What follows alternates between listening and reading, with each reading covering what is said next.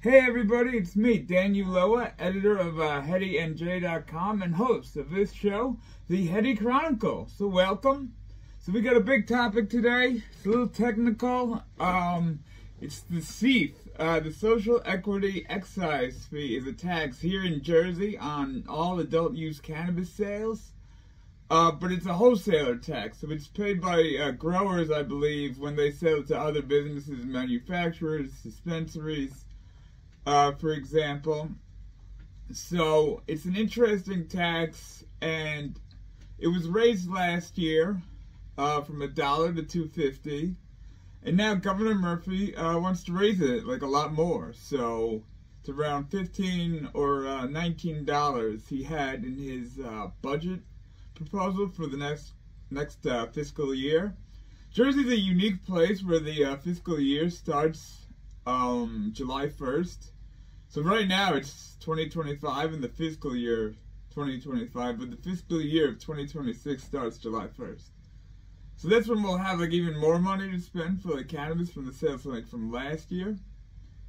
So basically, in his proposal, Murphy wants to raise the tax to pay for like a lot of programs, and there's a lot of like really good programs to pay for and to really fund through social justice and the SEEF tax, for example. Like a lot of like the communities harmed by the war on drugs, a lot of the inner cities, a lot of like minority majority communities could really use that money for a lot of things, a lot of programs. Dealing with not only like education of the community, you know, things specific to like people returning from jail, programs to help people, you know, in their community, education in schools in general. There's a lot of like really good programs, like helping entrepreneurs in the cannabis industry is another like really big issue, and something like we're really curious about here and how those results are going, because it's like one of the biggest issues. And it's kind of like why like a lot of the companies that like want a conditional license can't open, because they can't get the money. So getting the money and like getting money from this tax for that could be like really good to help like support like the cannabis industry here in Jersey. So it's really difficult. So this is a tax that's been going on for a little while. You know, last year they raised it. Initially they were going to raise it to a lot more than $2.50, and there was like a lot of pushback, especially from the industry. The cannabis industry doesn't want to pay it. You know, they don't want more cost. You know, there's it's really big. It's a really difficult issue. For example, like the growers, if the growers have to pay it, it's like we don't have enough growers, and it costs like millions of dollars to get up already. So it's really hard. But you know, like, and then they're saying that the tax would go on the consumers, but we really don't want like a tax on consumers and like an increase in the price if that happens. But you know, some people are saying it should not, the SEEF tax should be absorbed. It should not increase the price of cannabis, because the price of cannabis is going down because we're getting more and more growers, for example. So it's a really interesting issue of balancing like this great need for social justice, and this is why like a lot of these like the big organizations like the ACLU, the NAACP, the Latino Action Network, on whose board I sat, full disclosure, they were all like for it. They're all pretty prominent groups that know politicians in Jersey, in our capital, in Trenton, in the State House. So like to them it's pretty easy to go talk to people that they talk to on a regular basis versus activists who are yelling outside, who are great guys and further the cause, but like a lot of times you need the guy who's gonna be like chit-chatting like at the cocktail party to get like stuff done in the State House. So it's really difficult, for example. So yeah, so Jersey's already collected like a good amount of SEEF revenue, a few $1 million. So they also recently held a hearing on like what to do with this money. They've had some hearings before, for example. And like they want to hear from advocates. So like a lot of advocates, for example, then testified. So we're going to put that on after this. You know, they actually just have made a Zoom of it last week, so we wanted to include it here since it's not available on their own YouTube of the CRC. where you can find a lot of their stuff. If you're not reading HeadyNJ.com and following our videos on whatever platform you find them. So, yeah, I hope you enjoy, what Commissioner Nash says about the SEEF and, the money that's been collected. That's already gone out to, a few social justice organizations, trying to help people in the inner cities. The Attorney General has announced, 2 rounds of that, of a bunch of grants going to nonprofits. I've covered it last fall and a couple weeks ago. It's already been an intense year, but that's another story, to remember when exactly that came out, the second one. But yeah, so this was an interesting hearing, really seeing why, we need this tax money, and there's so many programs for it to go to, and government funding can be really difficult in general. So it'll be really interesting to see what happens with this SEEF fund and tax now. Because Murphy himself, I don't think can raise it unilaterally. So the commission itself, the CRC, Cannabis Regulatory Commission, here in Jersey, they were the ones that raised it last year. So they might be mandated to raise it by Murphy. So we'll see what happens with that. Lots going on. Stay tuned. Good afternoon, everyone. I am Commissioner Krista Nash, and I want to thank you for joining us here today for the last of the 3 SEEF hearings.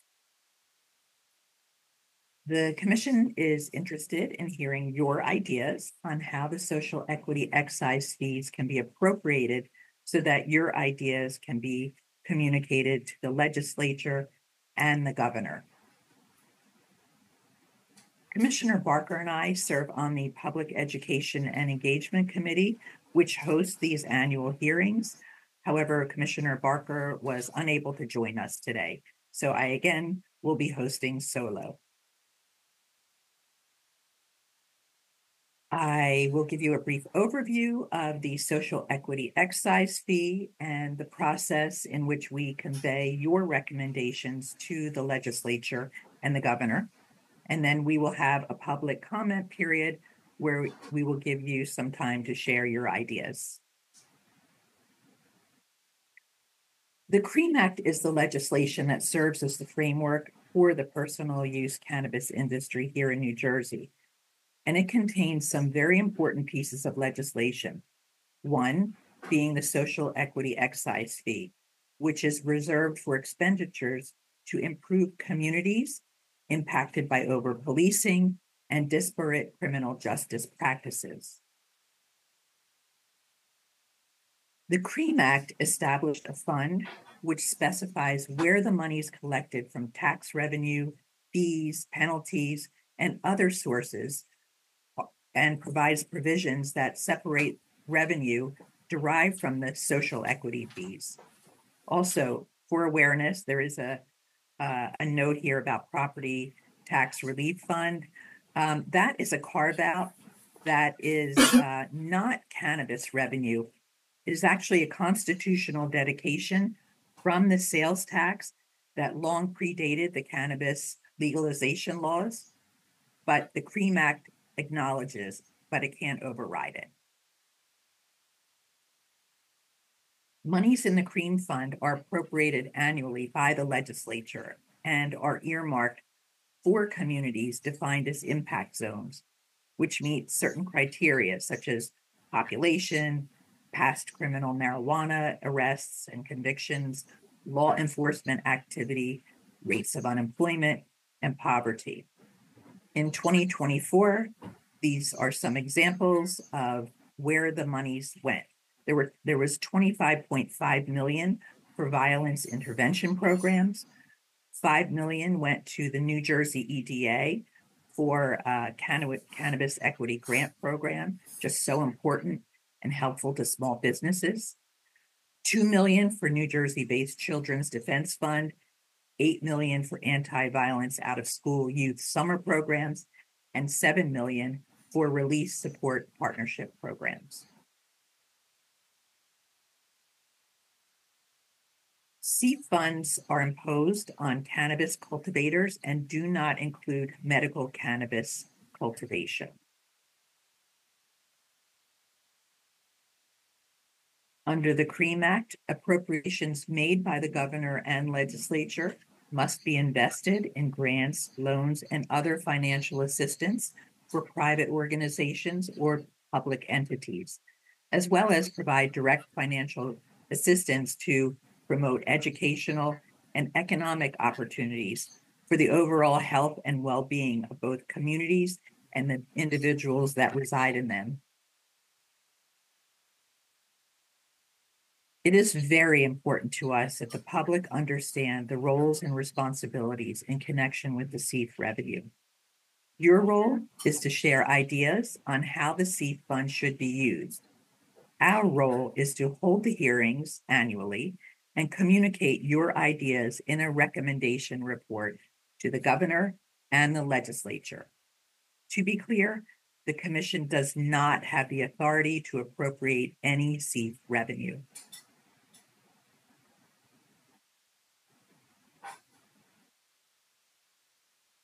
So in January of this year, the commission doubled the SEEF rate to $2.50 an ounce. The commission was thoughtful when it came time to raise the rate, and it sought input from stakeholders and cannabis business owners. The nominal increase ensures that cannabis businesses, especially small, diversely owned businesses, will have a chance to succeed in New Jersey. And that in itself, we believe, is a form of social equity. At this time, there is over $6 million in SEEF revenue awaiting appropriations.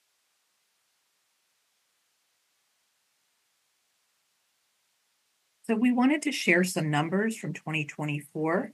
We have totals for medicinal and adult use sales and the tax revenue and SEEF fees generated last year. And as you can see, significant revenue has been generated in the cannabis industry. And we are thrilled to see even more businesses opening up in New Jersey each week. There are many ways to improve communities and the lives of residents who reside in them. And we thought it would be helpful to share some examples of how the SEEF revenue can be used. Previous recommendations have included social support services, expungement clinics and legal aid programs, and community reinvestment. So these are some ideas. Here, there's apprenticeships, job skills and readiness training, employment training. Then we have grants and loans, financial assistance, housing development. So these are all examples, but we really do emphasize what we want to hear from you today. So here we have legal services, legal clinics, expungement services, reentry support, and health and wellness programs. We would like to hear what you think, you think the SEEF fund should be used for. If you would kindly provide your name, any organization you are with, the county and municipality you reside in, and your ideas. You will have 3 minutes to speak, and you can also submit your ideas in a written comment if you require more time. So I will call the first person on the sign-up list, who is Edwin Paredes. Edwin Paredes, if you would please raise your hand. Edwin.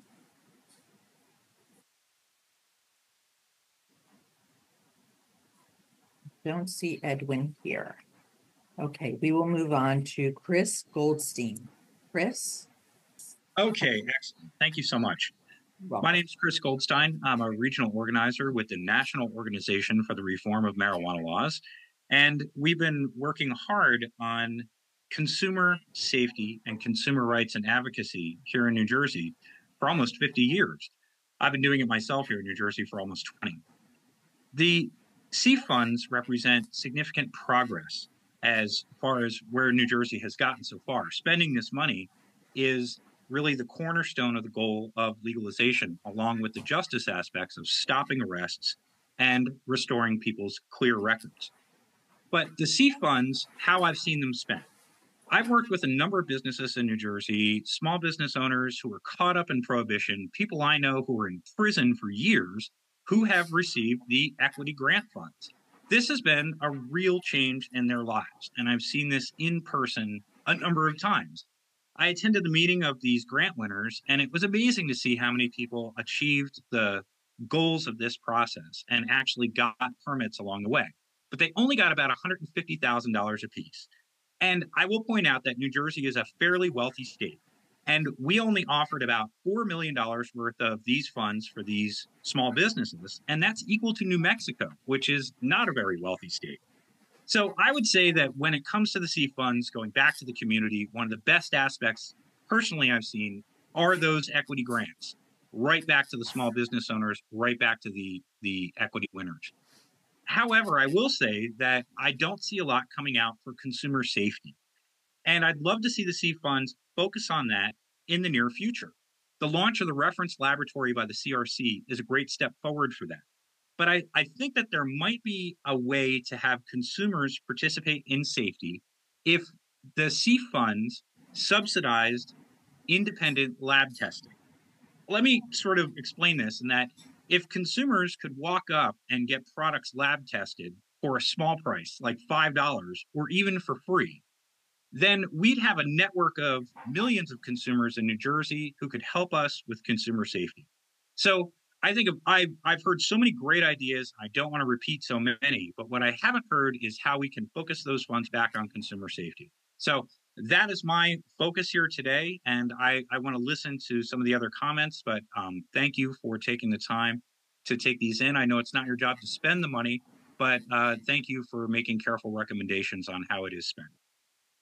Thank you, Mr. Goldstein. Okay, next we have Tynesha Gibbs. Tynesha?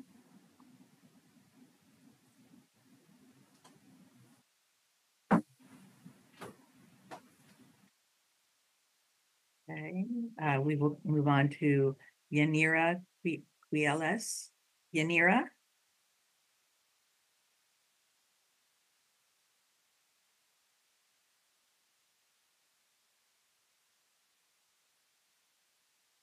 Oh, hello. I unmuted myself. Can you hear me now?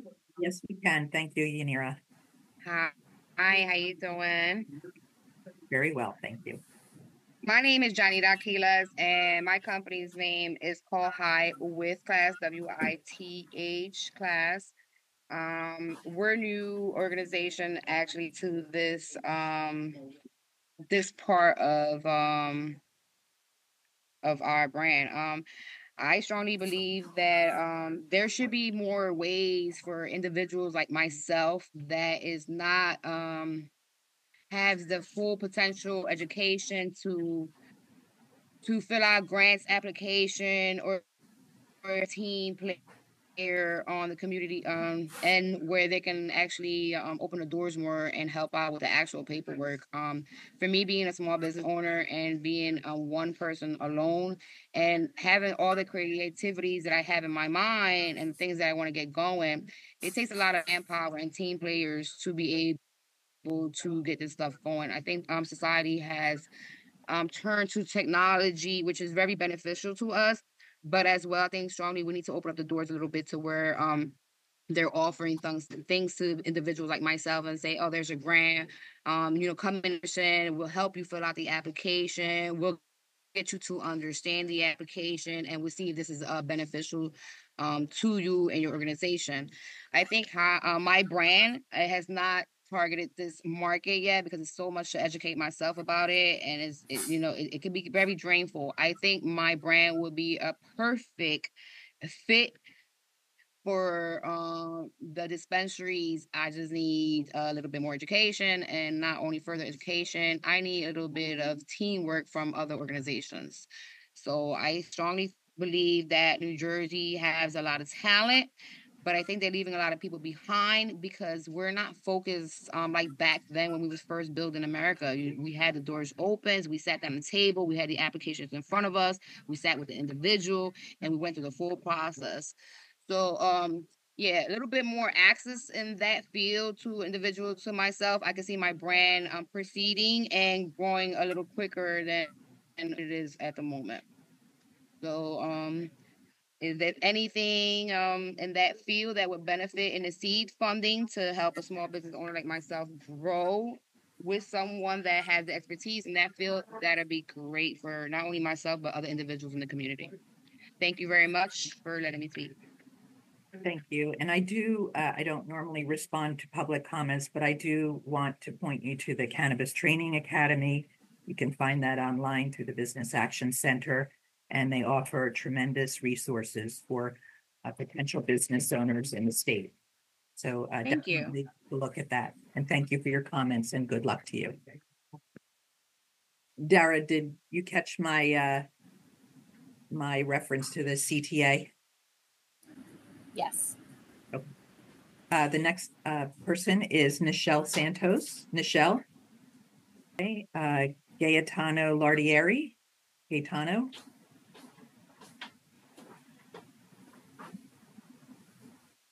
Ami Kachalia. Ami. Go ahead, Ami. You're muted.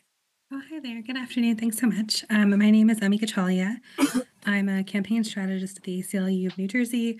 We have long been in the fight around marijuana legalization and decriminalization, really based from a racial and social justice perspective. And so what we're calling for now and what we've called for in the past is very much based in this principle of wanting to make sure that we are reparative in our approach to legalization. Just before I get started, I wanted to say that while I know these hearings concern the allocation of the reinvestment fund, it's important to note that the SEEF fund is smaller than it could have been as a result of only raising the SEEF to $2.50 per ounce. That's actually 12 times lower than the amount that was indicated in the regulations, meaning that right now the CRC is only collecting 8.3% of what could have been raised, and therefore leaving millions of dollars on the table. And so going forward, as we continue these conversations around where these monies are allocated, I also want to encourage you all to raise the SEEF in accordance with your own regulations and with the spirit behind it of really reinvesting in community. Now, as the CRC makes recommendations on how these funds are allocated in the budget, we urge you to follow the lead of community members calling for a reinvestment in resources that help build access to opportunity and allow communities to thrive. These are essential programs like social services, housing, food assistance, educational support, harm reduction, and other services. Historically, these are services that have been disinvested in, and it's more important than ever that the state is using these funds to actually support essential programs that help communities. It's also vital that none of the cannabis revenue promised for reinvestment is used to provide funding to law enforcement, criminal legal system stakeholders, or other related programs. New Jersey has spent over $1 billion to enforce marijuana prohibition, and we want to make sure that that does not continue to be the case. I know that's been a cornerstone of the CRC's recommendations in prior years, and want to urge you all to continue to include that as a foundational kind of principle for how you're recommending reinvestment. I also just want to note that it's essential that any dollars raised for community reinvestment are used for that purpose only and not diverted to plug other holes in the budget. New Jersey made this commitment around reinvesting in communities most harmed by marijuana criminalization, and that promise must be kept. Just a few more things before I end in terms of asks for how we can really make sure that this is a more inclusive and transparent process going forward. And I think this is especially important now that we are in, the last year of this current administration, to set a standard for how transparency and accountability within the reinvestment process should be as we continue with legalization in our state. So a couple of asks. One, to create a public tool that tracks the funding set aside for community reinvestment and how it's being used to support new resources and opportunities, as well as an annual report on cannabis community reinvestment that tracks how these dollars have been used over time. And then another ask, which is to establish a Cannabis Community Reinvestment Advisory Board, not just the CRC, but we're talking about the legislature here as well. And this board would be used to inform the allocation of community reinvestment funds, and it should be made up of New Jerseyans directly impacted by criminalization, either through the criminal legal system or the family regulation system, housing, immigration, education, and employment. Thank you so much, and hope to work with you in the future. Thank you, Ami. Okay, we have Thomas Norcia. Thomas. Okay, Thomas is here. Hello. Thomas? Yes. Hi, yes. So I'm Thomas Norcia. I'm New Jersey USDA licensed hemp farmer. I'm part of the New Jersey Hemp Growers Association. I'm in Stillwater. I'm up in Sussex County. So I'm just going to kind of repeat what I kind of said yesterday. I think the CRC should be using money to fix problems within the CRIM Act and the CRC framework. Another, dedicated, you guys need your own CRC dedicated lab for final products so you can compare your own labs to what's going on in the state, because we know that labs aren't operating properly. The USDA has their own lab. You guys bring in a lot more money than them. You guys should have your own in-house lab to buy certain services. Hire a commission under you guys that has cannabis experience and education so they can guide you guys to make proper decisions. Another thing, get the USDA hemp program their own license category. We were greatly affected by the psychoactive hemp ban, and some people are out of operating at the moment. It will be greatly appreciated with that. Other thing, you guys can almost dedicate one person just to respond to public comments, because whether you go to meetings or respond online, no one responds to anything. So that's critical. What's the point of having meetings if nobody responds? So a few things there. I'm going to let go on that for today, but thank you for the time. Thank you, Mr. Norcia. There is Donna signed up, but no last name. Donna, if you're here, could you please raise your hand?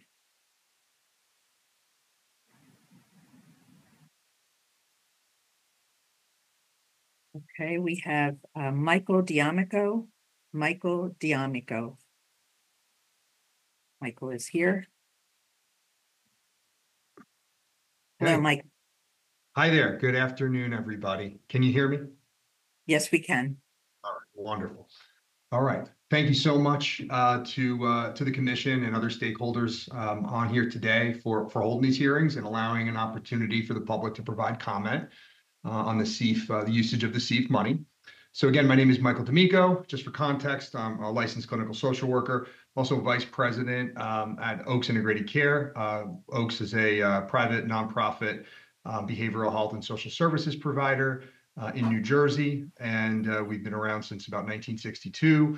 We serve 40,000 people a year across the entire state. That includes Burlington, Camden, Cumberland, Essex, Atlantic counties, Mercer counties.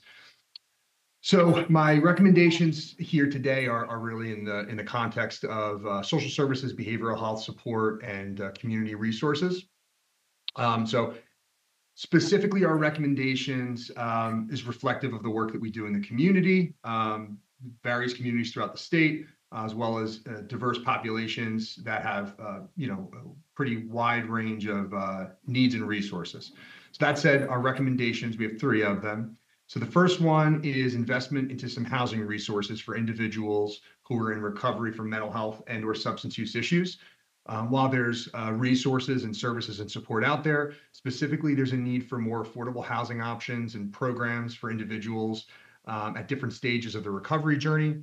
As an example, individuals early in their recovery not having access or the resources for funding to obtain housing and sober living facilities so that they may be successful in their recovery journey.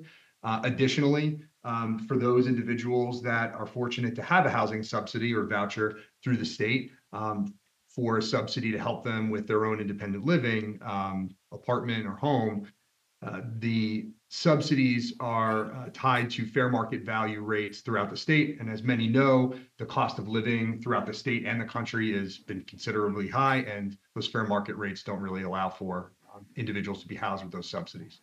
Secondly is access to care. So investments and initiatives that engage individuals in the community, offer opportunities for initiation of care and access to resources. And I know I'm running low on time. So the last one here is educational, vocational investments for individuals who are in recovery. So providing additional funds for initiatives to help with educational, vocational training, job placement. Research has consistently shown individuals in recovery are more successful in recovery when they're engaged in such ventures and opportunities. And then additionally, our workforce in this field has been seriously devastated. And so some investment that we'd like to recommend be made for bringing new individuals into the workforce. Having more additional information, so we'll be submitting the remainder of comments electronically. Thank you. Thank you, Mr. D'Amico. Next, we have Chief Vincent Mann. Chief Vincent Mann.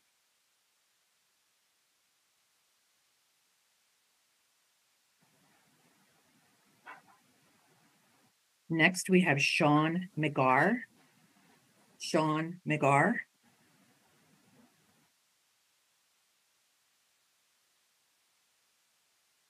Andrea Rabel. Andrea. Nope. I'm going to go through the list one more time. Edwin Paredes.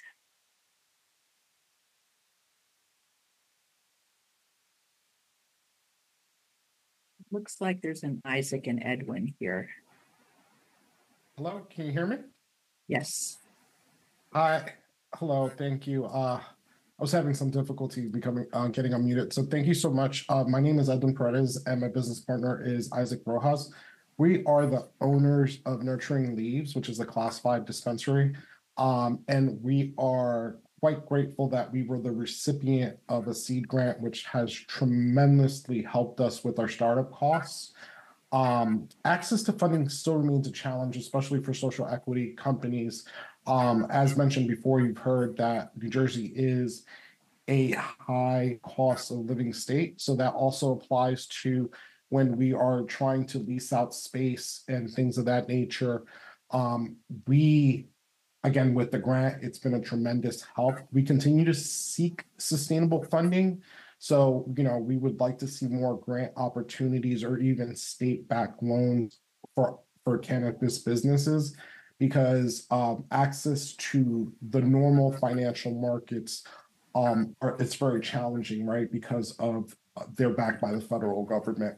So it's really crucial that small businesses such as cannabis have access to responsible funding, financial options, rather than some predatory alternatives that can really jeopardize the long-term success of companies. And the other thing I would like to mention is I would hope that the NJ-CRC could address excessive fees and financial barriers imposed by local municipalities. There's a town right now in North Jersey that is charging over $100,000 just to get an application. As we all know, it does not take $100,000 to review. So those are creating really significant obstacles for small businesses that are trying to establish themselves within those communities. So really a more supportive and balanced approach is needed to foster entrepreneurship and economic growth. So any guidance that can be provided, or even a cap on towns on the fees that they can charge, or some guidance, that would be very, very helpful. Again, thank you very much. Thank you, Mr. Paredes. I don't see Tynesha Gibbs here. Beth Lash, Nichelle Santos, Gaetano Lardieri, Donna, Chief Vincent Mann, Sean McGar, Andrea Rabel. Oh, we have Chief Vincent Mann here. Good afternoon. Hello? Yes. How are you? My name is Chief Vincent Mann. I am the Turtle Clan Chief of the Ramapo Lenape Nation, the state recognized by law. Also, co-owners of Muncie Three Sisters Medicinal Farm, as well as Muncie Three Sisters Cannabis Dispensary. First, I'd like to just start off with that my wife and I, through this incredibly long process to be where we're at. You know, there once was provided opportunities twice for us in order to help us with getting, you know, our store open. And during that first round of money that was out there, we literally submitted our application, got back a document saying that we have submitted it in time, and you know, everything was right. In the end, we were just totally discounted with that. We never were able to receive any of that money or have any conversations in regards to that to assist us. Then we were being encouraged by the CRC to switch our conditional license to the annual license because we were getting closer. And at that very time, right after we did that, there was additional funding for people that had conditional licenses of $50,000, which we were not able to participate in either. The money that has been able to be collected over this time really does need to be utilized to assist these people that are like ourselves, who are this far along in the process, to be able to continue and get our dispensaries open. On the other side of that coin, this money should also be utilized to create a commingling of the hemp industry into the cannabis industry. The two of them are the same thing. It gets represented as hemp is not cannabis, but cannabis sativa L can only be cannabis sativa L. And we need a pathway for these two things to operate and run smoothly so that people can receive the medicine that they need. More opportunities like this is really important for those of us who are willing to voice our opinions and stand up for those who are not afforded the ability or don't have the ability themselves. Thank you. Thank you, Chief Mann. Let's see, we have Sean McGar and Andrea Rabel, and that is the end of the sign-up list. I want to thank everyone for taking the time to be here today. Your comments are meaningful. We will be sure to capture them in the recommendation report. You can still submit written comments to njcrc.gov.info/SEEF. And thank you again. Thank you.